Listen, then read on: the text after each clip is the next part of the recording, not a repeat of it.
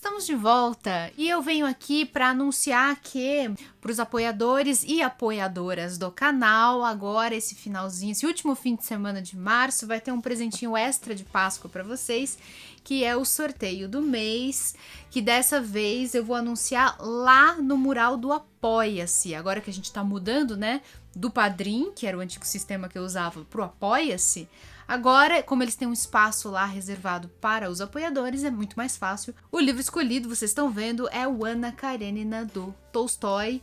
Essa é uma edição bem bonita, bem chique, né? Que a editora José Olímpio lançou e tem uma tradução de um escritor brasileiro muito conceituado, que é o Lúcio Cardoso. Então, se você já se tornou apoiador ou apoiadora, cruze os seus dedos, eu vou anunciar o sorteio lá. E por enquanto, né, quando eu tô gravando esse vídeo, não chegamos ainda a 100 apoiadores. Então, olha só como a concorrência tá pequena, você tem realmente muita chance de ganhar. Se você quiser participar deste e dos próximos sorteios mensais, considere se tornar um apoiador, visita lá minha campanha no Apoia-se, basta digitar apoia.c/ler antes de morrer. Mas tem o link aqui embaixo na descrição também, caso você tenha preguiça de digitar, e assim você vai ver quais são as possibilidades de ajuda, quais são as recompensas. Se você gosta do que eu faço, conheça a minha campanha. E hoje eu vou seguir no nosso quadro semanal de recebidos da semana, né, o antigo lista de desejos. Eu tenho feito esse esquema assim, mostrando livros já desembalados e livros embalados também, para fazer aquela surpresa também do unboxing que todo mundo gosta. Vou tentar ser rápida porque a lista vai crescendo, né? Começando sem enrolar mais com O Longe do Ninho, a nova reportagem de Daniela Arbex. Essa autora já apareceu aqui no canal na resenha de Holocausto Brasileiro, uma reportagem chocante e muito necessária, uma parte importante da história do Brasil, que fala sobre o hospício de Barbacena no interior de Minas Gerais. E a Daniela Arbex ganhou um monte de prêmios, ela já fez várias outras reportagens assim. Aqui tem o mais recente trabalho dela, Longe do Ninho, uma investigação do incêndio que deu fim ao sonho de 10 jovens promessas do Flamengo de se tornarem ídolos no país do futebol. Obviamente é sobre aquele incêndio que aconteceu 5 anos atrás, lá no centro de treinamento do Flamengo e que fez vítimas jovens, né? São adolescentes e eu lembro, na época se falou muito que era um absurdo o Flamengo tão rico e colocava os meninos da categoria de base para dormir em dormitórios provisórios, containers adaptados, enfim, coisas que podiam ter sido evitadas, né? Quando surgiu lá um problema com ar-condicionado, tudo pegou fogo, foi uma tragédia que o Brasil inteiro se comoveu. Bom, esses dois eu vou mostrar juntos, porque tem alguma coisa a ver. Olha só, o Wilgon Peretz é conhecido por livros que pensam sobre o fazer arte e sobre como despertar nossa criatividade para pensarmos como artistas.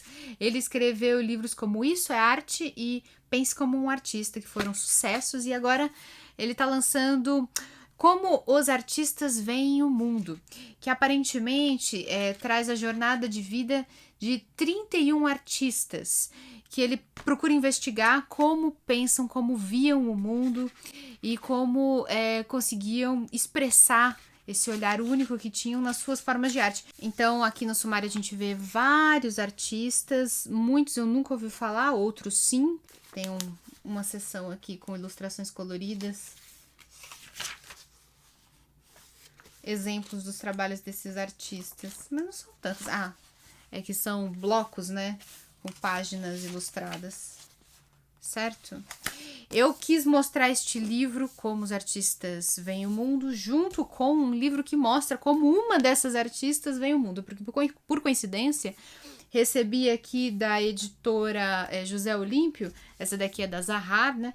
Esse aqui é da José Olímpio, é o Diário da Frida Kahlo. É simplesmente a reprodução facsimilar das páginas do diário que Frida escreveu, ou que foi cultivando, nos últimos anos de vida, quando ela já estava bem debilitada fisicamente. Frida Kahlo sofria de muitos problemas físicos, teve consequências a vida inteira, né, de um acidente que ela sofreu na juventude, e no fim da vida ela ficou muito debilitada, sofria muito de dores, ela precisou amputar o pé, inclusive, e aqui muito, né, do que ela produziu artisticamente resultava dessa dor física, emocional, dessa percepção dela. Aqui tem o diário dela, assim, cheio de pinturas. Ó, essa é a capa, né, com um F e um K. Tem alguns textos introdutórios, né, para textos, né, para contextualizar.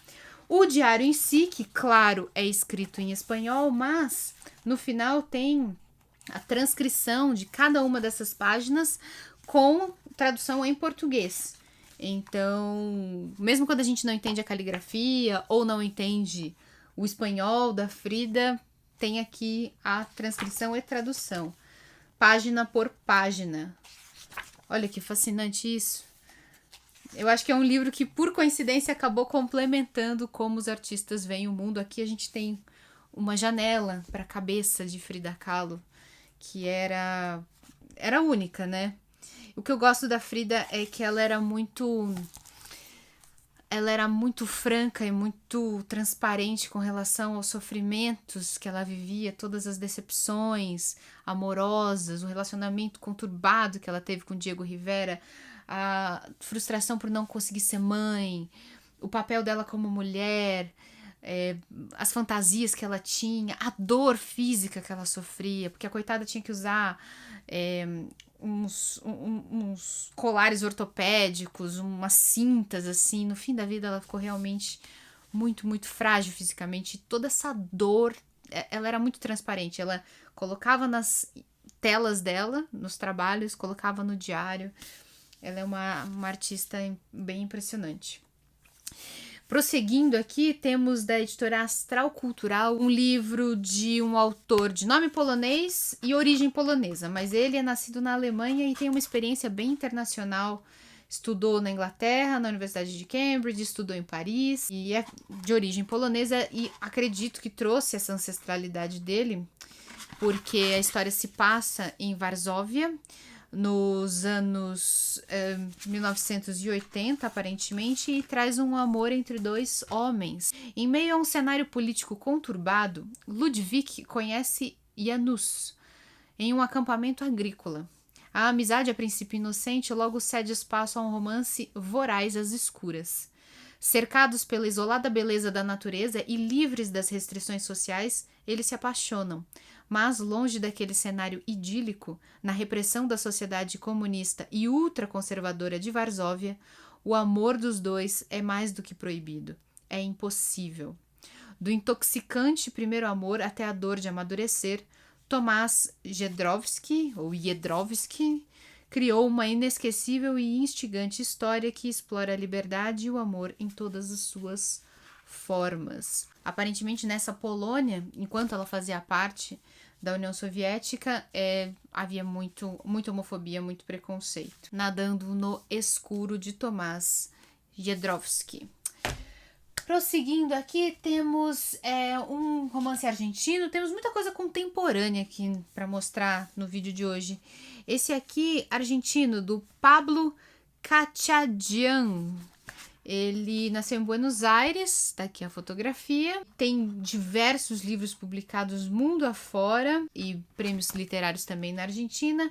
Temos aqui da editora DBA Uma Oportunidade. Olha só que interessante que é a proposta desse livro.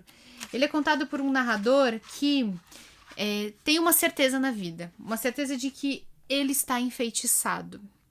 Ele sofre de algum feitiço. O livro, inclusive, começa assim: sempre soube que estava enfeitiçado.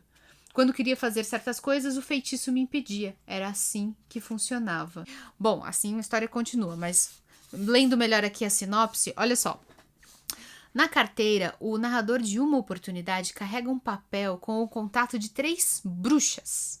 3 bruxas, recomendadas por ele por uma amiga, para ajudá-lo a se desfazer do feitiço que o ronda. Uma é como aquelas bruxas de antigamente, a outra é uma bruxa moderna e a outra tem os seus próprios métodos. Esses são os 3 contatos. Antes mesmo de se decidir a se consultar com uma delas, ele deve escolher para qual das 3 ligar primeiro. Ainda que para qualquer outro isso não seja motivo para inquietações, para ele, o enfeitiçado, cada decisão é acompanhada em reflexões em espiral, Como fazer uma escolha que pode ser o feitiço que está decidindo. Nesse manual de autoajuda às avessas, o protagonista se vê diante das mais antigas questões filosóficas, entre a liberdade de fazer escolhas sem ser coagido por forças exteriores ou a ausência de livre-arbítrio. Talvez o que nos reste seja aceitar que estamos todos enfeitiçados. Eu gostei dessa história de se sentir enfeitiçado, me fez pensar em certas condições da nossa saúde mental, né, que você pode chamar do que você quiser, você pode chamar de feitiço, você pode chamar de trauma, você pode chamar de toque, pode chamar de TDAH, você pode chamar de vários distúrbios que hoje existem, né, e são tratados. Até que ponto que a gente é realmente livre para fazer e dizer e pensar o que a gente quer, ou estamos submetidos a certos feitiços impostos pela nossa própria mente?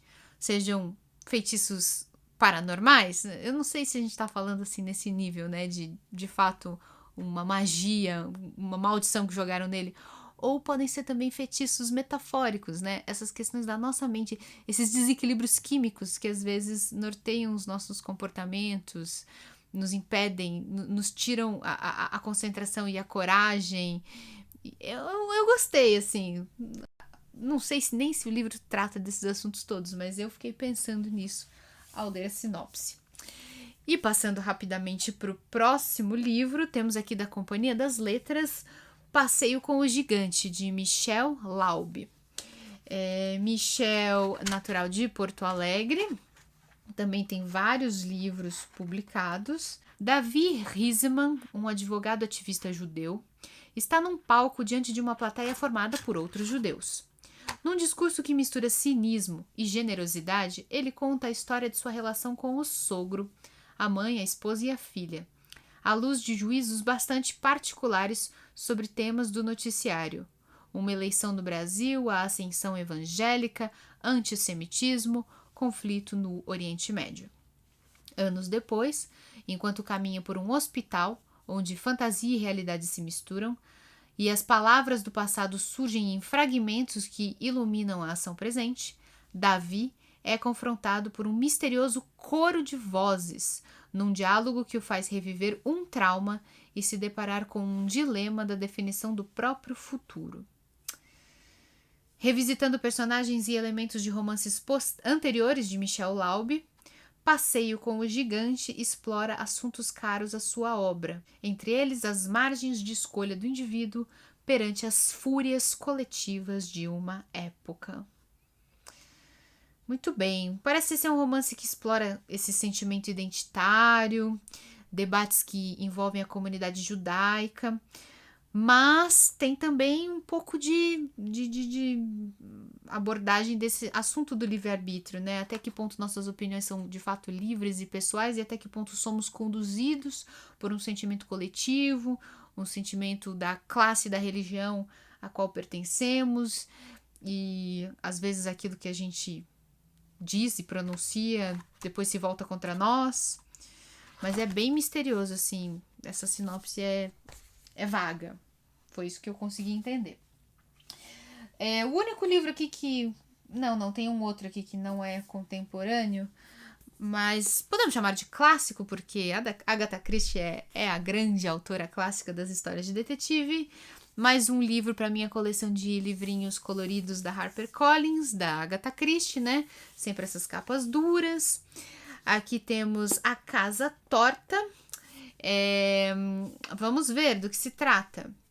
A peculiar mansão do milionário grego Aristide Leonides abriga todos os integrantes de sua família. Como enjoar? Eu não consigo, ela sempre conta a mesma história, que sempre se passa numa casa, numa mansão, uma família, milionários, todo mundo ali no mesmo lugar. Daqui a pouco vai ter uma morte, óbvio. Essa eu sempre gosto. Ela sempre entrega a mesma coisa, mas de um jeito diferente. Eu não sei o que essa mulher fazia. Entre eles, né, entre a sua família, estão a bela jovem com quem ele se casou, os filhos, as noras, os netos e a irmã de sua primeira esposa, que se sustentam pela imensa fortuna do octogenário. Mas quando o patriarca é encontrado morto por um potencial envenenamento, os dias de sossego dos moradores estão contados. A suspeita logo recai sobre a viúva, que é 50 anos mais nova do que o falecido. Porém, na investigação paralela realizada por Charles Hayward, que é filho do inspetor-chefe da Scotland Yard e pretendente de uma das herdeiras, fica claro que cada familiar envolvido tem o seu próprio motivo para querer o velho Leonides morto. Não é então um daqueles livros que tem os detetives clássicos, né? O Poirot ou a Miss Marple. É um detetive que é também um personagem, que é também talvez um suspeito, porque ele é pretendente de uma das herdeiras, então ele tem o que ganhar caso a herdeira herde a fortuna do homem, né? Enfim, gosto. É livro para ler quando a gente estiver assim com ressaca literária, com preguiça de ler qualquer outra coisa. Leitura sempre gostosa, sempre fácil. Prosseguindo aqui, temos da editora Alfaguara, O Coelho Maldito, finalista do International Booker Prize, livro de Bora Chung, que é da Coreia do Sul, nascida em Seul.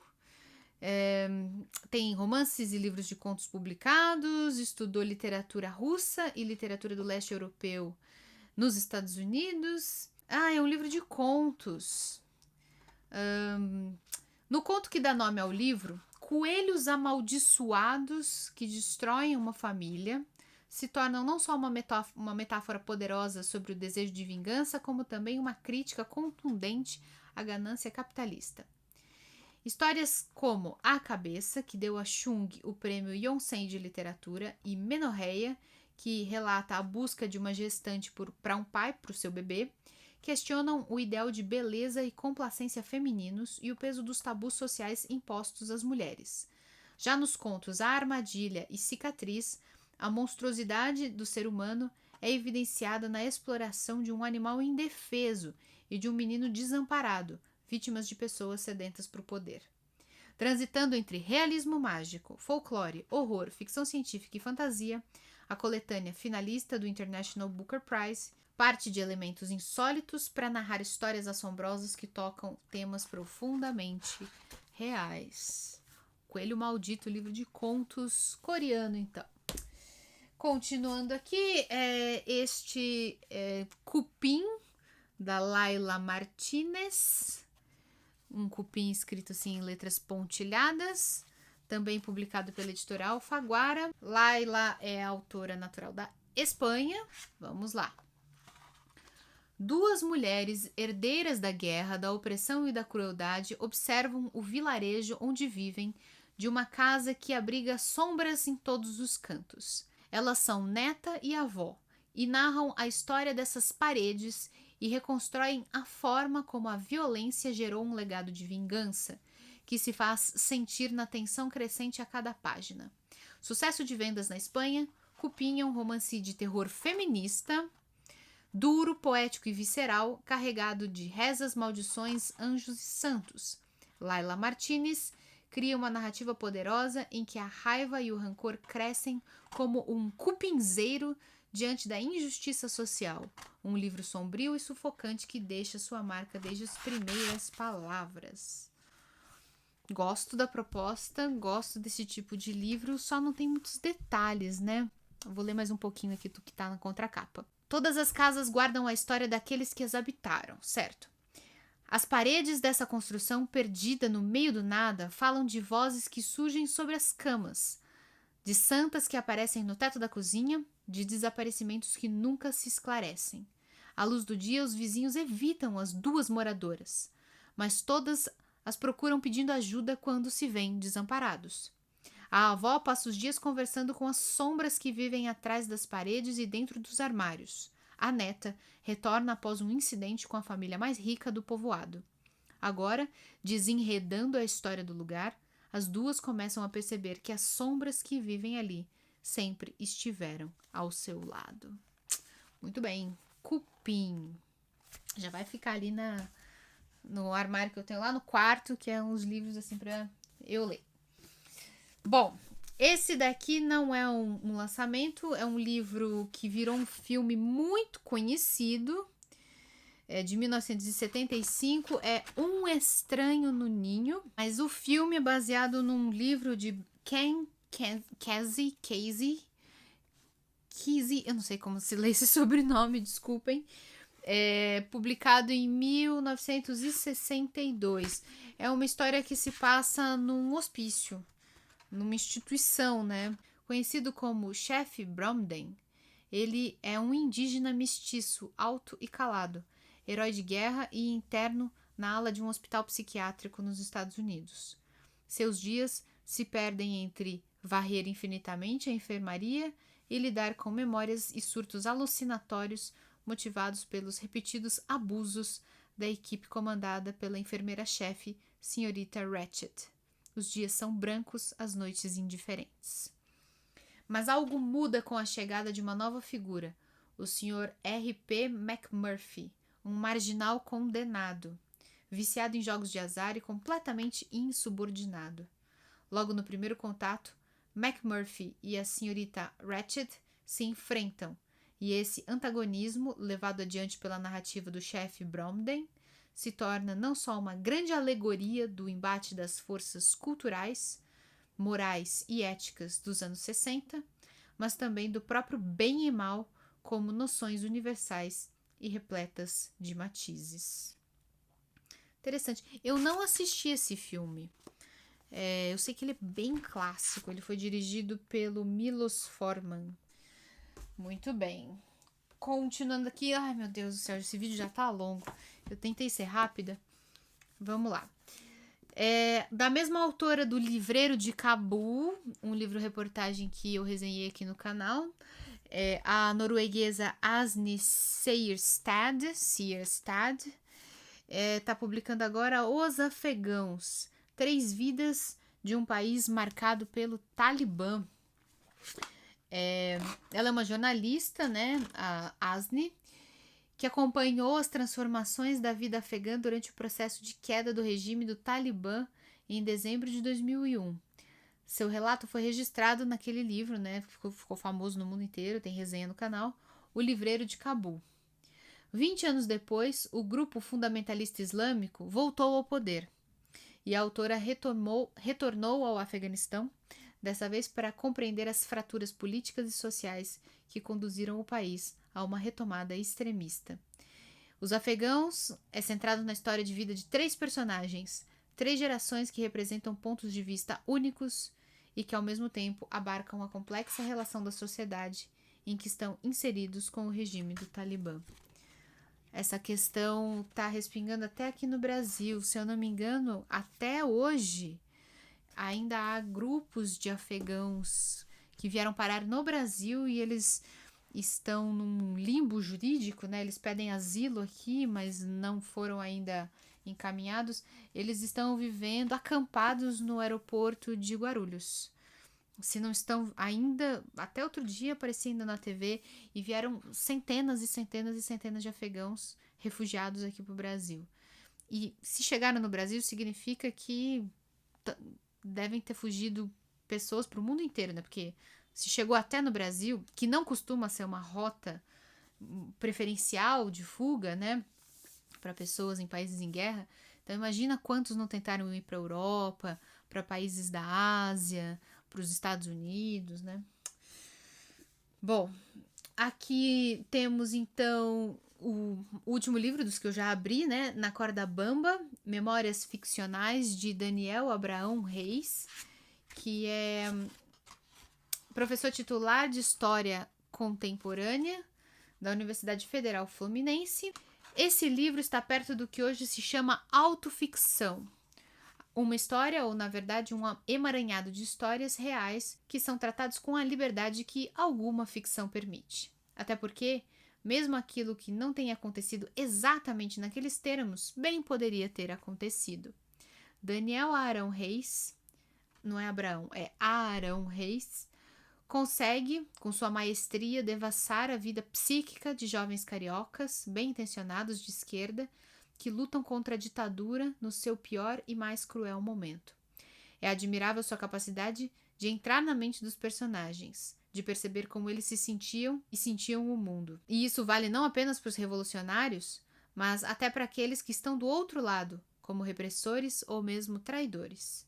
Essa percepção de uma realidade que está tão perto de nós, há pouco mais de meio século, e ao mesmo tempo tão distante, contribui decisivamente para conhecermos melhor o mundo em que vivemos e que deve tanto a essa guerra insurdina dos anos 60 e 70.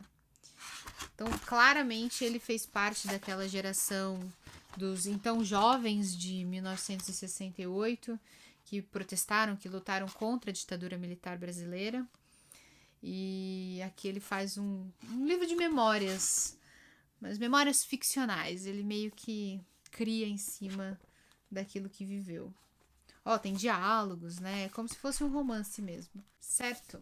Bom, vamos a mais um que ainda dá tempo.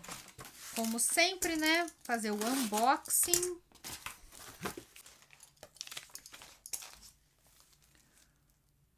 O último dos copistas, Marcílio França Castro. O último dos copistas. Não tem uma ilustração de capa emocionante. É bem simples. Só uns caracteres assim, estilizados. Vamos lá. Sobre o autor. Nascido em Belo Horizonte, em 1967, mestre em estudos literários pela UFMG. Vamos lá. Os copistas são figuras fantasmagóricas que assombram a literatura. Aqui o ponto de partida é Ângelo Vergésio, um copista do século XVI, cuja caligrafia deu origem à fonte Garamond. Nossa, sério? Vocês conhecem essa fonte, com certeza. Ela é bem conhecida. Um enigma de sua vida move no século XXI a história de amizade entre um revisor e uma ilustradora, na passagem do analógico ao digital. Narrativa envolvente e arrojada que estabelece Marcílio França Castro como um dos autores de maior destaque no cenário contemporâneo. Nossa, parece uma coisa que o Humberto Eco escreveria, né? Consigo imaginar esse romance escrito pelo Eco. E... ai, meu estilete cai no chão. Vamos ao nosso último livro. Esse aqui foi enviado pela editora Panda Books. E quando a Panda Books manda, eu já fico feliz, porque aí eu acho que realmente é mesmo. Aquela coleção de clássicos. Aqui está A Escrava Isaura, do Bernardo Guimarães. Aquela coleção de clássicos super fofa da Panda Books e super útil, porque como eu sempre falo, tem as notas de lateral de página, né? Não é de rodapé, é de lateral, que fazem com que o vocabulário, né, do século XIX seja traduzido na hora, né? A gente não precisa ficar correndo pro glossário, né? Gosto muito dessa coleção. Ela é ótima para contextualizar. Ela é cheia de ilustrações, é voltada para o público escolar, é claro, né? É bem estudantil mesmo, só que eu já saí da escola há muitos anos e adoro ler clássicos brasileiros dessa coleção, me ajuda muito. E com isso encerramos, ufa! A minha ideia era fazer vídeo rápido, né? Mas olha quanto livro que eu não mostrei para vocês. Todos eles estão aqui embaixo, então, os links para vocês comprarem na Amazon ou na estante virtual. Se você fizer compras usando esses links, você ajuda o canal com uma parte da sua compra. É uma boa forma de apoiar este projeto e tem também a nossa campanha que agora está no Apoia-se. Visita lá o apoia.c/ler antes de morrer. Torne-se apoiador, concorra a livros em sorteios mensais e também a prêmios 1-2 vezes por ano. Eu mando livros para vocês. Os nomes eu tô atualizando aos poucos, tá? Então, se o seu nome ainda não apareceu, tenha paciência que eu tô atualizando aos poucos. Eu faço essa lista da tela final um por um, eu faço na unha. Então, às vezes demora alguns dias para eu atualizar a lista e o seu nome aparecer, tá bom? Um beijo, obrigada a todos. A gente se vê no próximo vídeo. Tchau!